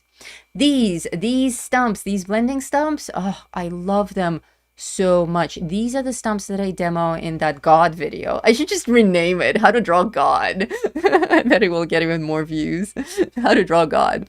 So in that video, I teach how to use these stumps with charcoal, and in that video I actually shave off a lot of the charcoal to create a powder to get into that. But here I'm not even doing that. I'm actually just using the charcoal that's already on the page to smear it, and it's a beautiful effect. Again, we're not going for hyper-realism. We're going for this artisanal, handmade, clearly handmade charcoal drawing, and I think that's actually more attractive than hyper-realism. You know, hyper-realism can be a little bit overdone and kind of unnecessary, but something like this, it feels homey, it feels warm, it feels like you can feel the love that went into it. You can feel all the problems that I had to work out here and the little changes that I'm making between what I see on the reference image and what I'm actually adding to the page. And every single time it's going to be a little bit different. Oh yeah, the sepia portrait of the young woman, she's gorgeous. I was looking at that in the Faces course. Ah, you found it all on your own. That's so cool. The old man and the one old skin tone is missing as well. I think it's on Patreon. Oh, okay. I will add those as well. Patreon is no more, you guys. I actually closed it down. That's it. There's no more Patreon. I've moved as many of my patrons as I could over to the academy. I think there were like 3 people still left there. I don't even know if they were people who ever tune in, but I sent out a whole mass email multiple times before I closed it, and then it's gone. No more Patreon, because it's such a limited platform. Like, we have no interaction there. I can't manage both of them, so now everything's just over at the academy, or up for my YouTube channel members. So that old man is up for YouTube channel members. It should be up for artisans as well. So I'll make sure to upload that. So which was the other one? The old man and the old skin tone. Okay, I will add that as well. Thank you. In fact, let me make a note of it right now. Add old man and skin tone to academy. Note made. Now I will do it sometime this week, you guys, because I have a lot to process still. And like I promised you, there will be a short form video of just the geometry part of this that will come out later this week, probably tomorrow. I already have it recorded and voiced over. I just need to actually sit down and edit that video. So that's coming out shortly. And even though we're having a whole artisan webinar on the intuitive way to draw faces, I will do a separate short video on YouTube also about the intuitive way to draw faces with just shadow and then adding detail without any kind of geometry. That's very, very useful. I wanted to take that one, but I kept forgetting which one. Of course, hyperrealism is impressive, but it can lack soulfulness. That's a great word. That's true. It looks so airbrushed. And it's impressive. I mean, once you look at a hyper-realistic piece and you realize that it's not a photo but done by hand, there's this moment of awe, but it passes after a few seconds. You know, like that's it. You put in several weeks of work into a hyper-realistic portrait and you get 1 second of excitement from someone. So for artists, it's also very discouraging. And then and that's it. And if you put it up on your wall, like, nobody knows if it's truly hyper-realism. The definition of hyperrealism is that you can't tell a difference between a drawing and a photo, like, at all. So if you accomplish that, unless there's a big neon sign saying, I drew this by hand, no one's ever going to know, and they'll just see a pretty photo on your wall. So it's really self-defeating in that sense. Whereas something like this, that's a little rougher, that's clearly done by hand, I think it has heart, it has soul, and I think people feel it. People respond to it in a much more positive way. Charcoal, or that pencil that came with the charcoal pencils. I want to do a full monochromatic portrait of Catalina. Yeah, that'll be a great study of light and shadow and also texture, because there's that little fuzzy texture there. That will be excellent. You started doing a project where you were maybe not daily doodles, but weekly doodles of your floofs and stuffed animals. That was an excellent project. Keep up with it. You know, if you guys have repeated objects. Another thing that I shared with my artisans last week was my freehand drawing of this death whistle. Don't know if anyone knows what a death whistle is. I can't blow it because supposedly if I blow it, everyone here will die. So we definitely don't want that. Though I have blown it and I didn't die. So there you go. But this is a death whistle. This was a gift. It's a strange artifact, rare Aztec collectible, very cool. I love it. I love seeing it on my desk. I love playing with it. I love actually blowing it. It didn't sound right. But every day I see it on my desk and I just want to draw it. So the other day I actually sat down and let me see if I can do a full camera view here. Solo camera. There it is, solo camera. So let me show you the death whistle again. There it is. And I love it. This shape and this kind of rustic texture made me very happy. And you guys know I love to draw faces and skulls. So in my journal, the other day, I sat down and I did a little freehand sketch of it in colored pencils. Just freehand. I had my camera rolling. I set up an unusual angle and I recorded the whole process for my artisan students. And that was very well received because people got to see me actually in my own element, drawing things that make me happy, without teaching, no structure, just the way that I actually draw. And that is also something that I encourage all of my students to do. Pick up objects that make you happy. Like, I actually pretty dark and creepy in real life, so I have a lot of dark and creepy things here. And that's what I like to draw. And in fact, this entire book is very dark and creepy, which is why I don't share it on social media very often. But my artisans, you guys in my family, you get to know me the way that I am. I'm sorry. You get the full package, unfiltered. But everyone has different things. Dina really likes plushies, very specifically ball-shaped plushies. So if you have a lot of those and they make you happy, and like their shapes make you happy, absolutely draw those. Some people have little Lalique figurines, or I don't know, a collection of spoons or house plants. Various desk objects. I also have a lot of these tchotchkes. I love little boxes, little treasure boxes. I have a million of them. I collect them. So if I go to a fun fair or a craft fair or something like that, or a garage sale, I always pick these things up. And I don't always have anything to put in them. Like this one, I think, has SIM cards in it. Yep, it has SIM cards in it. So they don't always have treasure in them, but I love treasure boxes. So just picking up everyday objects that you like, that make you happy, and just freehand drawing them, one every few days. Excellent practice. Within a couple of months, you'll boost your skills and your confidence. It really comes down to confidence, you guys. Confidence is much more important than skill. We get stuck when we feel insecure. We get stuck when we feel scared. And God knows I'm guilty of this myself. Like I said, a lot of my trash is filled with my art because I pop as well. And I get all sorts of insecure. And I'm like, this is garbage. I shouldn't even be teaching people. But then my brain resets and I'm like, oh, okay, I was just having a bad day. I should just, drink a little less coffee in the morning and then I'll be less twitchy. But everyone feels these things. And the only reason we don't succeed with improving our skills is because we get in that trap of I'm not good enough, I don't have the skills yet. Once you don't even think about it and you just doodle and there's no consequences, which in reality there are no consequences.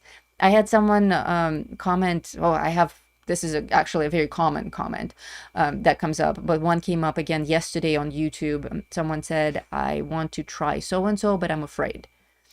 And I'm like, afraid of what? Like, what's going to happen? Like, what is the worst that can happen if you mess up a drawing? Nothing. Absolutely nothing. No puppies die. No kittens get run over. No children get kidnapped. Nobody gets hurt. You don't even have to show it to anyone. There's nothing to be afraid of. The thing that you're afraid of is spending time on something that makes you feel like you're not good enough. That's what you're really afraid of. And you don't have to be, because you also don't actually have to be good at it. No one is born with this skill. You have to get there. You have to get there by repetition and repetition and repetition. So learn to doodle. Learn to doodle without consequences. Keep a journal. Don't show it to anyone. Sharing work with a community is extremely important. Getting feedback is extremely important. You should pick and choose what you share. I don't share everything with you guys. I don't even share everything with my artisans. There are entire pages in that journal that I'm never going to show to anyone else because they're too personal. And so I'm always going to skip through them. And that's perfectly fine. You should have things that are personal, but you should always be allowing yourself to just draw for fun. Because remember, at the end of the day, nobody gets hurt if this fails. No one at all. Not even you. They just laugh about it. If it comes out completely crooked, laugh about it. Play the ridiculous spell. Pretend it's you drew Quasimodo. Make it into a caricature. Take it even further and just scribble all over it. Laugh it off. Start a new one when you're ready. That's the way to learn. Don't take it too seriously. I'm going to draw the whale butt that's on my mom's sitting room. Yes, little staffetures that people have in their houses. Those are excellent. Dina shared with me a little staffature of a whale tail. We're lovingly calling it a whale butt. That's an excellent one. Really, the simpler the shapes, the better. I like this guy specifically because he's so simple. Like he has a lot of carving in him, lots of detail, but the shape itself is quite basic. It's just a skull with a hat. Really, it's like a little sphinx head. But the shape itself is mostly just a circle with the eye carvings, and that's it. Here I am coming in with a brush again for that transition area. I was talking about not worrying about the different pencils for this. On the graphite drawing of the lion with a graphite that doesn't shine, I talk a lot about the types of pencils to use, the different numbers, the HBs, the 2B, the HB, the 3B, 3H, all of those, when to use them, how to bring them in. You don't have to worry about any of this when you're working with charcoal. Literally just one black pencil and one pencil, one black pencil and one white pencil, and everything else, all the transition values, you don't have to study them. You don't have to memorize numbers. Just use your blender tools to create those smooth blending effects and let it happen naturally. It doesn't, again, it's not photorealism. It doesn't have to match perfectly. It has to match enough that when someone looks at it, they recognize it as a face. And with every new iteration, it will get better and closer to your vision. I watched a YouTube video of an artist that I follow who's doing the 100 pencil challenge. Keep saying pencil, the 100 portrait challenge. And he's a pro artist. He can draw like this all day long. And he actually does it even faster than I do. He does mostly blender work, and his portraits are close to me in speed, but I think he works fast. Either he edits his videos much faster than I do, or faster paced than I do, or he actually draws much faster. Although I think he said it takes him like 2 to 3 hours to complete a portrait, so about the same speed as mine. But he is doing, again, pro artist, like in his 50s, I guess, 40s or 50s, and he's doing the 100 portrait challenge, and he's on his 26th portrait right now. And you can see the difference already. This is a pro artist. He's been drawing his whole life. He has his own YouTube channel, very successful YouTube channel. And still a professional artist like that doing this challenge every day. He's drawing a new portrait, and he's on day 26, and you can see the difference between his portrait number 18 and his portrait number 26. We never stop learning, guys. We never stop improving. So there's no way around it. There's no way around practice. Like, it's nice to watch a quick YouTube tutorial to brush up on a particular skill, but all of that, I'm going to teach you to draw a portrait in 10 minutes is just YouTube clickbait. You can achieve an effect in 10 minutes. Like, I can teach you how to color a gemstone in 10 minutes, but I can't teach you how to draw gemstones in general in 10 minutes. Same thing with portraits. I can teach you how to shade a portrait in 10 minutes, but I can't teach you how to draw it in 10 minutes. What I can do in 10 minutes is provide you with the necessary geometry for this particular reference image, but that's it. That doesn't actually teach you how to draw. It just answers that one specific question. And that's what YouTube tutorials are designed for. But if you want to improve a skill, what do they say? You need, what, 10,000 hours or something to be proficient? Who remembers that saying? It's a lot. It's like you need years worth of practice to be proficient in something. The creative process is so wonderful. You start, make mistakes, get new ideas, and improve, says Geezer Dude. This is the journey you have to take to get there. 100% true. Yeah, our voice of wisdom, Geezer Dude. That is very, very true. It's an amazing journey, but it is a journey. It's not like, how to fix your fridge in 10 minutes type of YouTube tutorial, or the best way to make a hard-boiled egg. That kind of thing you can learn immediately, but not an actual art form.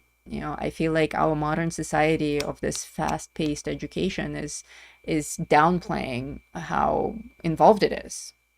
The actual art of learning, not learning art, but the art of learning has been lost on people, I think, in the modern generation. 10,000 hours is true for so many disciplines.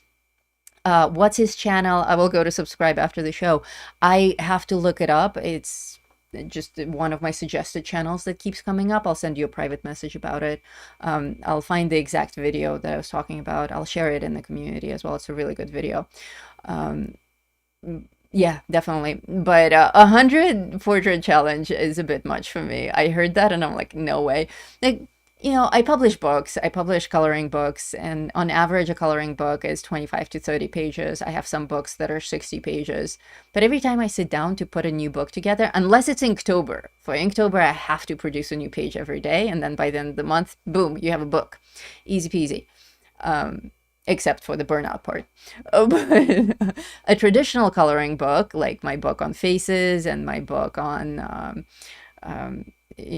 creepy romance or whatever, I start them really strong. I sit down, I do like 5 pages on day one, I do like 6 pages on day two, then on day three I do 2 pages, then on day four I don't do anything, then 2 weeks go by and I do another page. It's really difficult to commit to something like that in the same style. So 100 portraits, I know I personally will not be able to handle. I'll get derailed. And that's aside from me doing all of this content work. I mean, I'm also extremely busy, so there's that.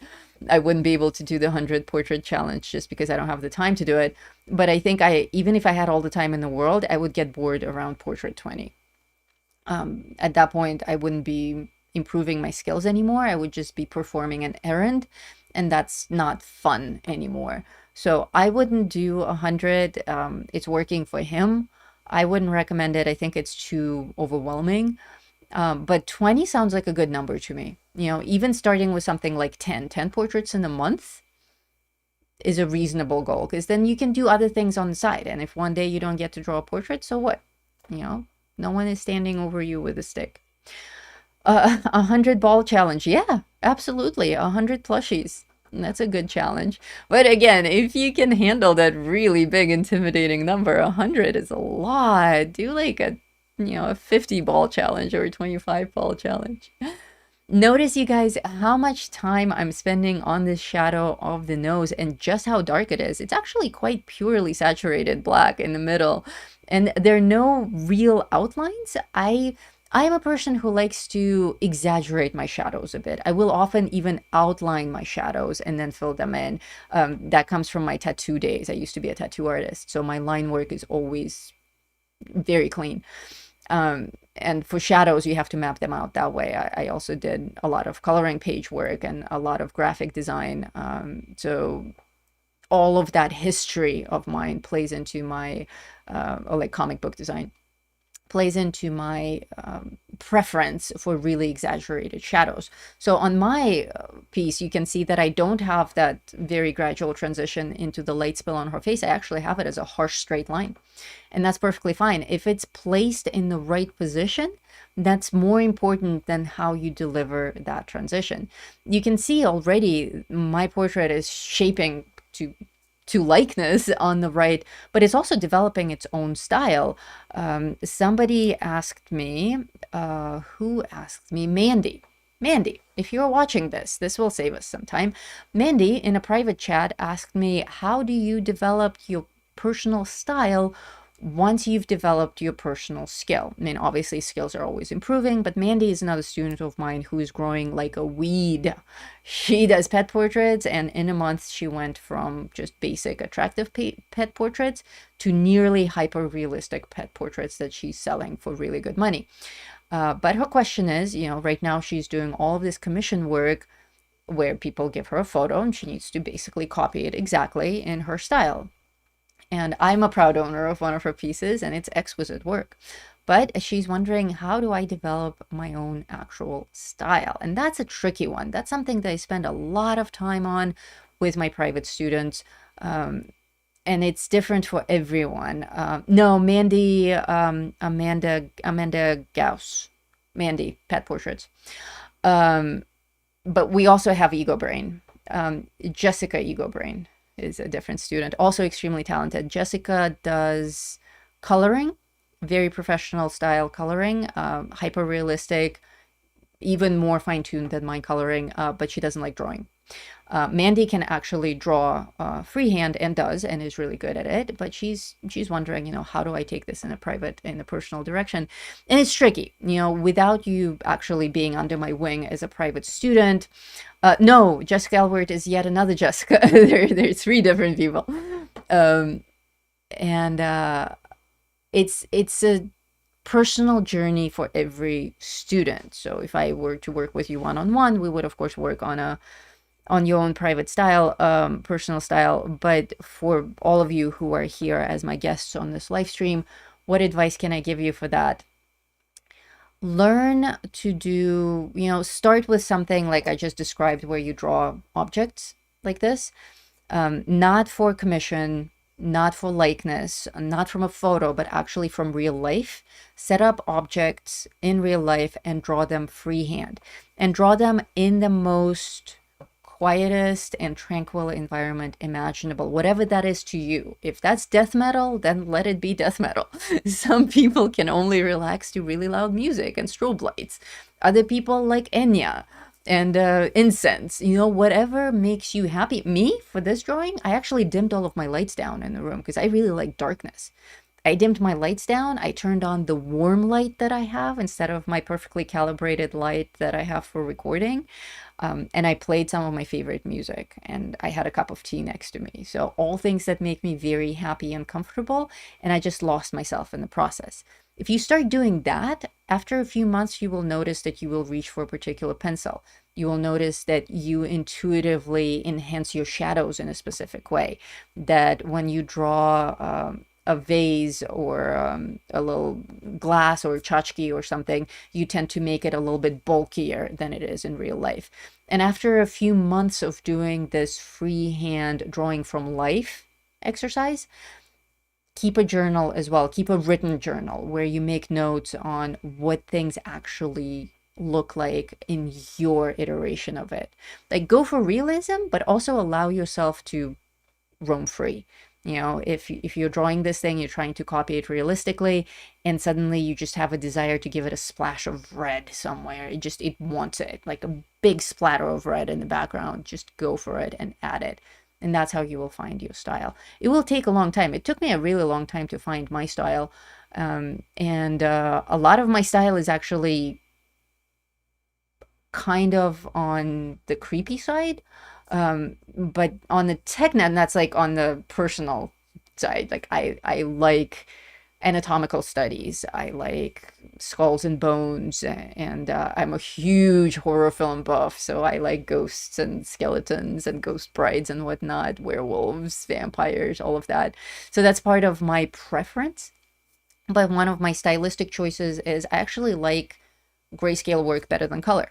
Even though I teach a lot of color, I prefer classical, black and white, very high contrast. I also like really dramatic lighting, and one of my defining moments is this kind of a sharp shadow thing. And sometimes I even play with outlines. Again, from my tattoo days, I like to bring in a sharp outline to a highly realistic drawing. So those are things that are part of it. When I freehand draw characters, I often have things that are intertwined. If I draw a tree, it's going to have bodies intertwined in it. If I draw a flame, it's going to dance kind of all twisted. It's part of how I naturally draw.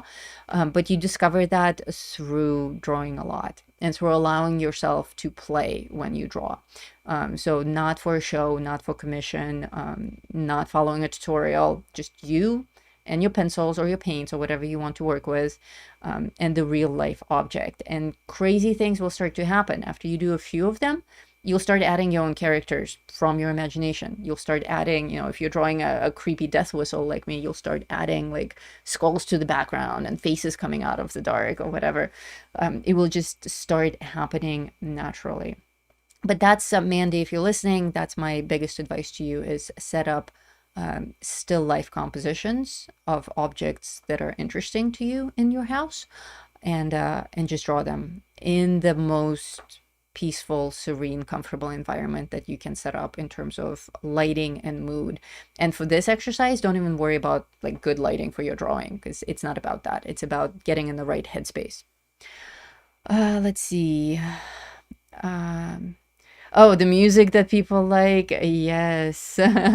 Classical music for drawing is excellent. Yeah, I have two moods for my music when I draw. I either have like really oomphy southern rock kind of upbeat stuff, anything by Jack White, any one of Jack White's bands, or I'll create a playlist based on one of Jack White's song that will actually bring in Apple Music playlists. So like upbeat, oomphy, rocky, southern kind of music.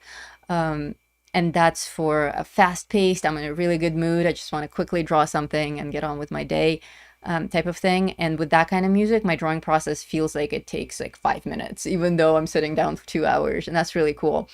But my other one is more like Enigma, like that kind of music, more cathedral, gothic, but mellow, like gothic ballad type of stuff, music that's very mystical and puts you in that relaxed, bring out the candles kind of mood. And that's more for when I'm settling in for a long haul. I know I'm gonna sit down for 5 or 6 hours and work out the kinks in my drawing, work out all the details.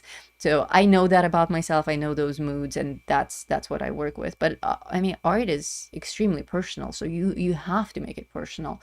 Don't sell yourself short just following lessons and tutorials. Like, if this model doesn't speak to you, find a different model that makes you happier.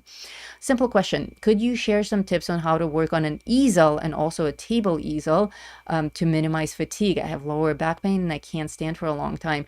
That is an excellent question. And I'm actually working on a table easel right now. Let me pause this for a second and let me share my full screen as well. Behind me is the very easel that I did this piece on. That's my workstation right there. I know it's out of focus, but you can see, and actually the drawing is still pinned there. That was the last drawing that I made. So that's still there, and that's the angle that I have my easel set up at. I highly recommend desk easels like that. That is an excellent question. You absolutely should work on an inclined surface. And the way that we decide how inclined it is, well, first of all, you should get an easel that's adjustable. Like, it has, it's like a workout bench at the gym. You can adjust the height of it, you can adjust the angle. So you can adjust it. There isn't a set degree that's perfect for your posture, because it's going to depend on your actual posture. It's going to depend on the height of your torso. As you sit in a chair, your actual chair. Some people have very high chairs, some people have lower chairs. An adjustable one is best, but I draw on a stool, and mine's like a tad higher than I like it to be, so I'm always a little bit hunched over when I draw. I should really get a new chair, because it just does not go any lower. My desk is quite low. But the idea behind this is, let me switch to a solo camera view again. The idea behind this is, when we draw, let me turn sideways, we want the surface to be at an angle so that this line forms a straight angle, like that. I don't know if this even fits on the screen, like that. So when we sit, we usually look down a little bit. And what we want is for this kind of an angle, so that this line, this is really awkward, so that this line actually forms a straight angle onto the page. And that will remove back fatigue as well as eye fatigue. It's actually quite important. It's actually so important that I have an entire chapter on how to set up your drawing space in my Fundamentals of Drawing course. Because it's that important. You should absolutely have an inclined surface if you're going to draw for any length of time. I don't always follow that rule. In fact, when I did my this journal drawing that I showed you, I did it flat on a table because I also set up a camera in a corner, so I wanted everything in the shot. And it was really awkward.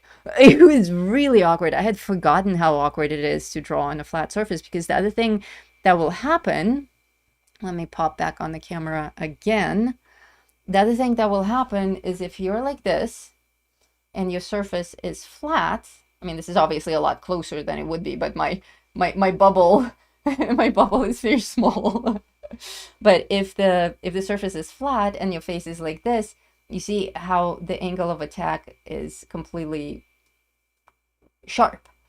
So there is going to be a distortion. The objects that are further on the page will actually be quite distorted. You want to see this when you draw. But if you're drawing on a flat surface, you're probably seeing something like this. And that's perspective warp.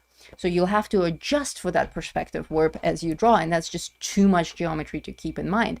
And a lot of times when beginner students are struggling with realism and proportions, it simply comes down to that. It simply comes down that you are fighting against that perspective warp with your drawing surface. So a table easel, absolutely. Yeah, you can find them on Amazon. They're actually called table easels. And I believe you can get one for something like $35 or something like that. There are different kinds. I recommend something maybe 16 inches wide at least. That way you can put books there, you can put standalone pages there, and absolutely it has to be adjustable so that you can control that angle. There are various other tips that I can give you on how to avoid hand cramps and neck fatigue and back fatigue. I am always fatigued. I am a rock climber as of recently, and I am in constant pain, constant physical pain. My hands are destroyed, my back is destroyed, and I love it. I couldn't be happier.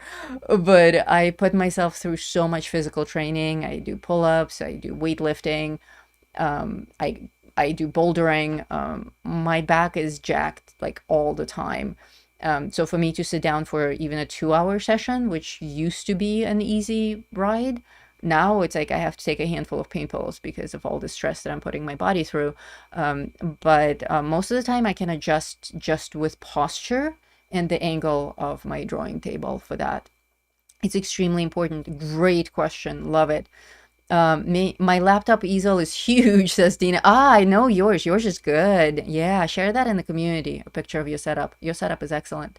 That'd be great. And art supplies in the community. They'll be wonderful. I work nose to drawing practically. Yes, a lot of us do. A lot of us do.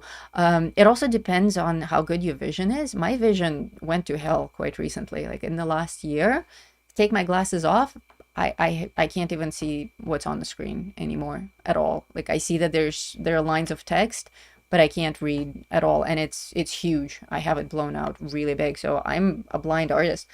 Fortunately, I have a perfect prescription. So as soon as I put my glasses on, well, you guys see the level of detail that I achieve in my art. So I'm fine. But your eyes also get really tired. So depending on where your perfect focus is, you will bring your face a lot closer to the drawing. And especially if you work with precision, like Dina works with precision. She's a hyper realist in training. So that makes sense. And especially if you already have all the information on the page and you're just working out those fine details. I'm the same way, nose to the paper. But for something more brushy and loose, work from the shoulder, sit back, back straight. If your table is actually inclined correctly, appropriately for your angle, then you don't need to, hunch over and strain your neck. The neck strain is a really big problem for artists. So we definitely don't want to give ourselves headaches and injuries doing this. So a studio setup is very, very important. Costco sometimes has them. That's good to know. Yeah, if you find one in Costco, that's great. Mine is actually, I don't know where mine came from. My mother-in-law goes to a lot of garage sales, and she found me this desk easel at a garage sale, and I love it. It's like the perfect drawing easel. I've been trying to replace it because it is a little raggedy, having been used for many years. It's like slightly warped in the base. So I've been wanting to replace it. I reskinned it. I gave it the wood finish with one of those sticky, like plastic finishes that you use for kitchen counters. I just used that to turn it into wood, but it was actually white. It was creating a lot of glare on the recording. So I killed the white and made it a wood finish. But I really love that easel, and I've been trying to find the same one to recommend to people and also to get a replacement for mine. And it doesn't seem like they exist anymore. But there are lots of others that are just as good. My vision is pretty good. I don't need glasses except for driving at night, but half the time I don't even put them on. Well, you're still young. Wait till you turn 40. Like the day you turn 40, your vision's gonna go. I kid you not. That's what happened to me. It wasn't even like halfway into being 40. It was like after I celebrated my birthday, I started noticing that my vision is starting to slip. What size is mine? I would say it's about 30 inches. No, 20, 24, 26 inches, I would say. Mine. Yeah. Yeah, it's about 24, 26 inches. And it's bigger than it needs to be. Um, but I like it that way because that gives me an option to work on large scale as well. And I do like to work on large scale when I can. It also gives me an opportunity to film nicely so that I can zoom in on my artwork and not have anything around my easel. So for me that works. Mine I think is 16 by 23. That might be mine. I remember seeing a photo of yours. It looks very similar to mine. Mine's in the same range. Those are good. I wouldn't go smaller because also I like having a wider surface so that I can rest my hand on it. I know. Technically, as an art teacher, I'm not supposed to tell you to drag your hand, but let's be honest, we all do. We all drag our hand, we all rest our hand. There's no glory in painting like a French painter with our arm outstretched 3 miles in front of us. Nobody actually does that. We do that for a show. But in reality, like when I oil paint, I do that. But if I'm drawing with a pencil, I absolutely drag my hand on the page. And after 2 or 3 or 6 hours of sitting down with a realistic drawing, I don't want my hand hovering in the air. I can barely get my hands to stop shaking after the gym after I did that climb. I don't need to put more strain on it. So yeah, if you can drag your hand on the page without smudging your art, then just keep doing it. It doesn't matter. Nobody is there to judge you. It's not a performance. So don't even worry about it. My easel is large enough where I can rest my entire forearm on it, sort of like hugging the piece while working on it. Yeah, that's exactly it. I like that. I like having that spill on the wood so that I can actually rest my hand on it. And also, like, I have 2 clips on the top of mine that are actually built into it. So I like having the extra space to clip my other images too. I can clip my previous works if I just need them for inspiration.